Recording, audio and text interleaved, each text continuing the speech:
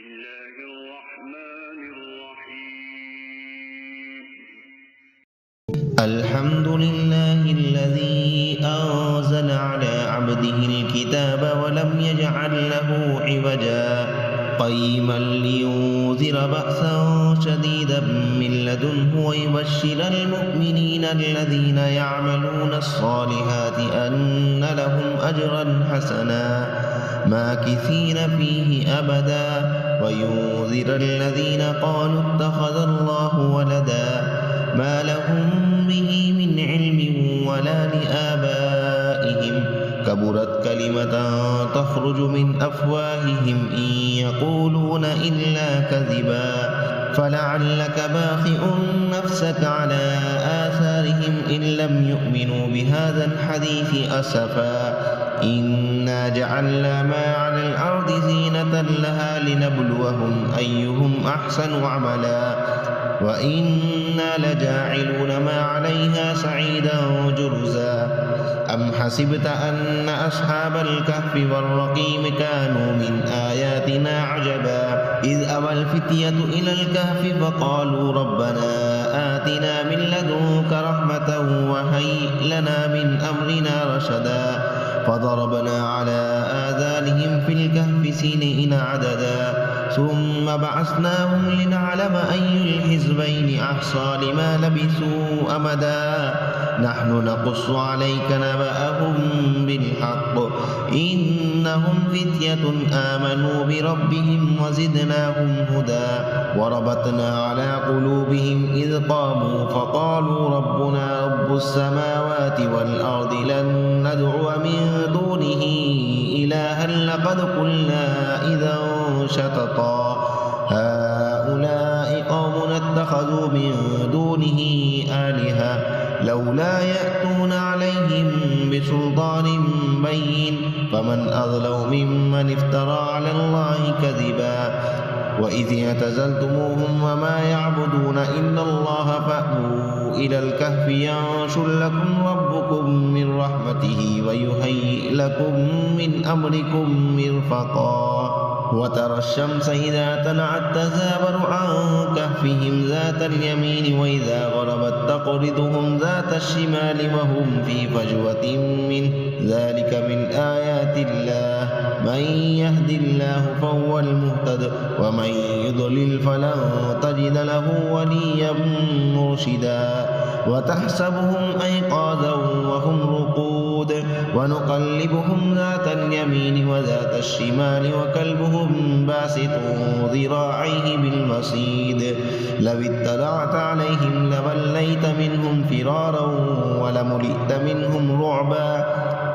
وكذلك بعثناهم ليتساءلوا بينهم قال قائل منهم كم لبثتم قالوا لبثنا يوما أو بعض يوم قالوا ربكم أعلم بما لبثتم فابعثوا أحدكم بورقكم هذه إلى المدينة فلينظر أيها أزكى طعاما فليأتكم برزق منه وليتلطف ولا يشعرن بكم أحدا إنهم إن يظهروا عليكم يرجموكم أو يعيدوكم في ملتهم ولن تفلحوا إذا أبدا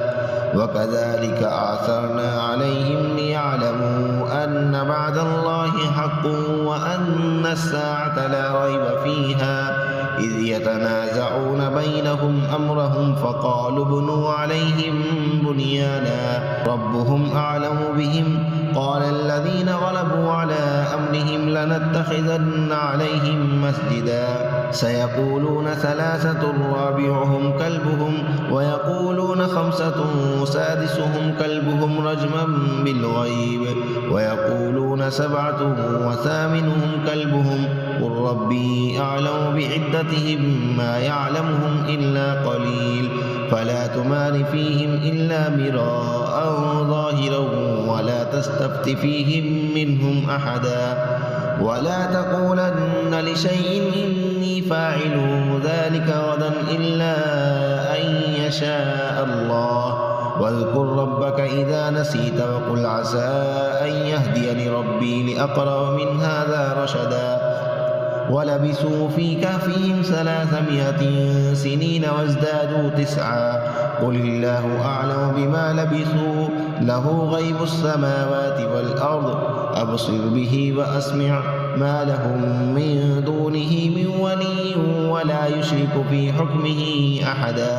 واتل ما أوحي إليك من كتاب ربك لا مبدل لكلماته ولن تجد من دونه ملتحدا. واصبر نفسك مع الذين يدعون ربهم بالغداة والعشي يريدون وجهه ولا تعد عيناك عنهم تريد زينة الحياة الدنيا ولا تطع من أغفلنا قلبه عن ذكرنا واتبع هواه وكان أمره فرطا. وقل الحق من ربكم فمن شاء فليؤمن ومن شاء فليكفر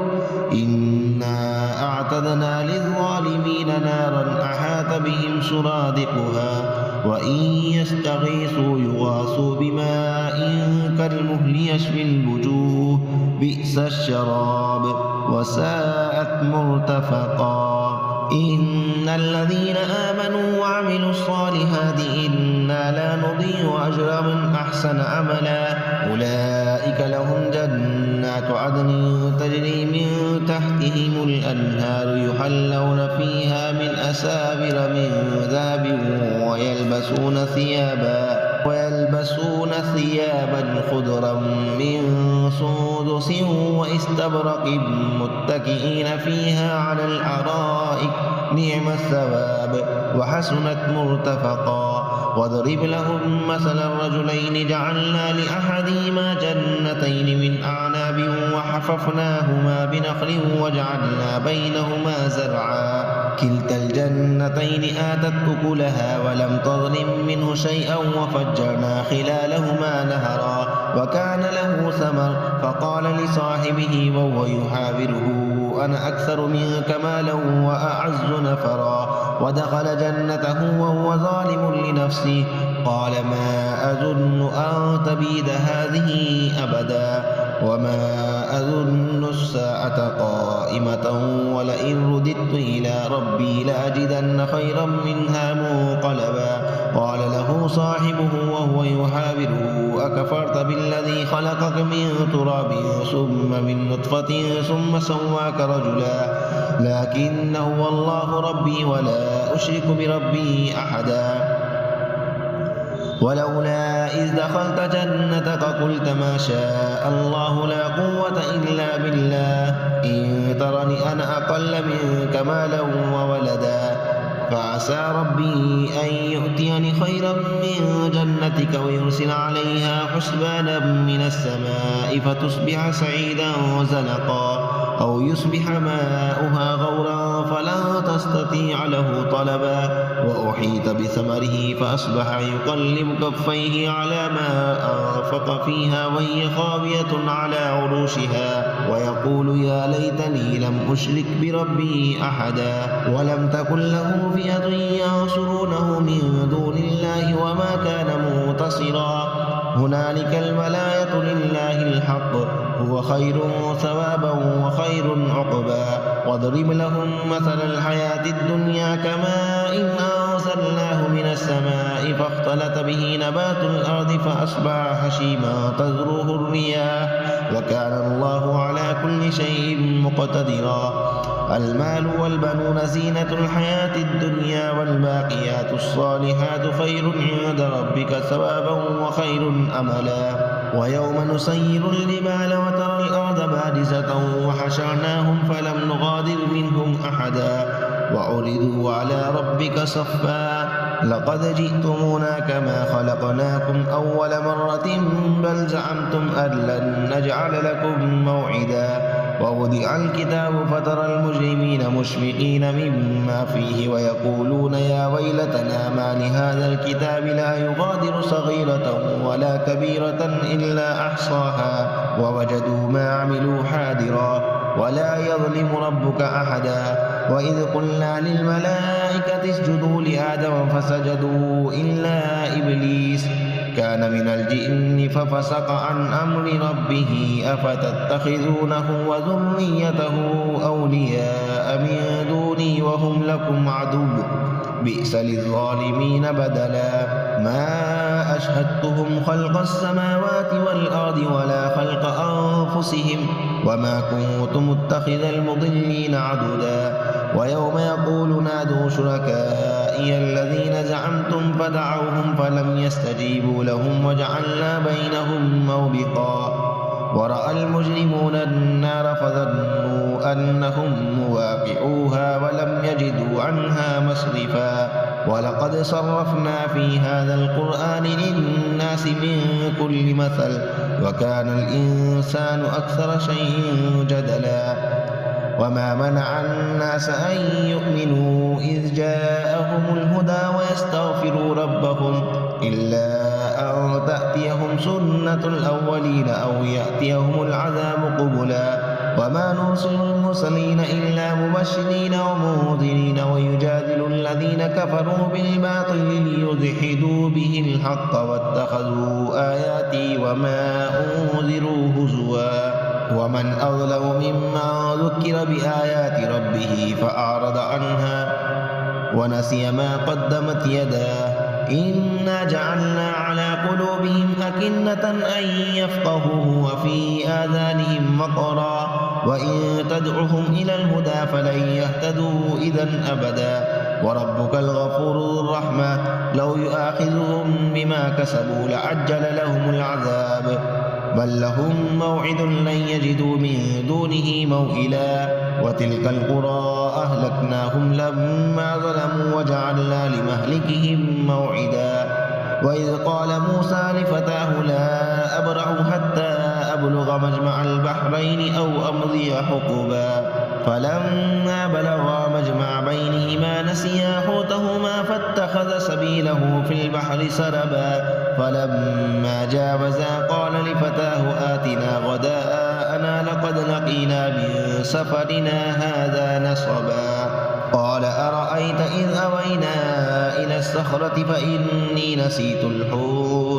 فإني نسيت الحوت وما أنسانيه إلا الشيطان أن أذكره واتخذ سبيله في البحر عجبا قال ذلك ما كنا نبغي فارتدا على آثارهما قصصا فوجدا عبدا من عبادنا آتيناه رحمة من عندنا وعلمناه من لدنا علما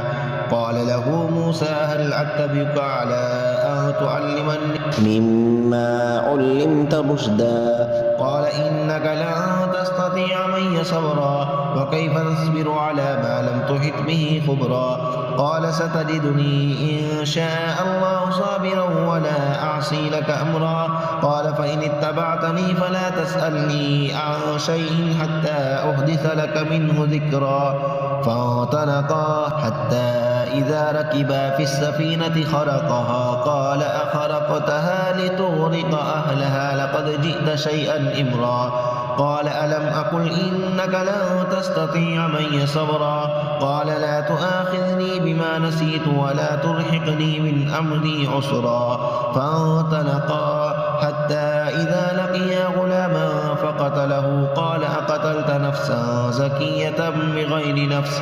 لقد جئت شيئا نكرا قال ألم أقل إنك لا تستطيع معي صبرا قال إن سألتك عن شيء بعدها فلا تصاحبني قد بلغت من لدني عذرا فانطلقا حتى إذا أتيا أهل قرية استطعما أهلها فأبوا أن يضيفوهما فوجدا فيها جدارا يريد أن ينقض فأقامه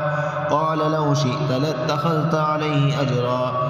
قال هذا فراق بيني وبينك سأنبئك بتأويل ما لم تستطع عليه صبرا أما السفينة فكانت لمساكين يعملون في البحر فأردت أن أعيبها وكان وراءهم ملك يأخذ كل سفينة غصبا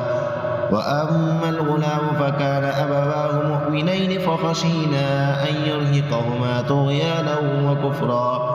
فأردنا أن يبدلهما ربهما خيرا منه زكاة وأقرب رحما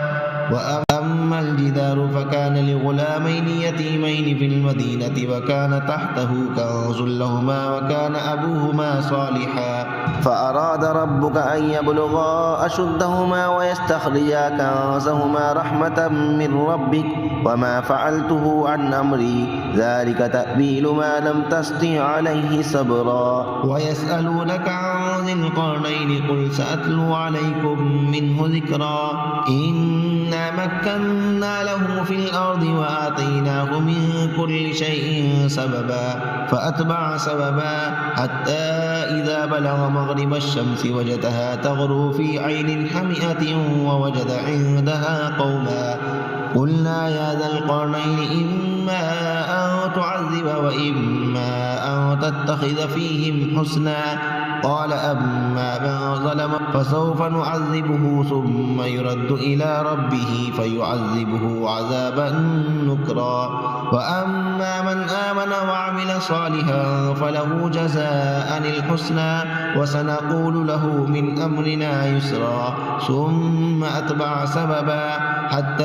إذا بلغ مطلع الشمس وجدها تطلع على قوم لم نجعل لهم من دونها سترا كذلك وقد أحطنا بما لديه خبرا ثم أتبع سببا حتى إذا بلغ بين السدين وجد من دونهما قوما لا يكادون يفقهون قولا قالوا يا ذا القرنين إن يأجوج ومأجوج مفسدون في الأرض فهل نجعل لك خرجا على أن تجعل بيننا وبينهم سدا